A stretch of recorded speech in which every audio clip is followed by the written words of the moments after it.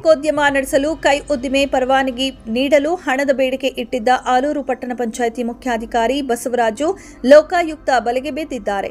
1 ಎಕರೆ 17 ಗುಂಟೆ ಜಾಗದಲ್ಲಿ ಭೋಗ್ಯ ಕರಾರಿನ ಜಾಗದಲ್ಲಿ ಮರದ ಶಾಮೀಲು ನಡೆಸಲು 70,000 ರೂಪಾಯಿ ಹಣದ ಬೇಡಿಕೆ ಹಾಗೂ ಪರವಾನಗಿ ನೀಡಲು 2.5 ಲಕ್ಷಕ್ಕೆ ಬೇಡಿಕೆ ಇಟ್ಟಿದ್ದ ಮುಖ್ಯಾಧಿಕಾರಿ ಹಾಸನ ನಗರದ ನಿವಾಸಿ ಯೂನಿಸ್ ಎಂಬುವವರ ದೂರಿನ ಆಧಾರದ ಮೇಲೆ ಲೋಕಾಯುಕ್ತರ ದಾಳಿ ನಡೆಸಿದ್ದಾರೆ.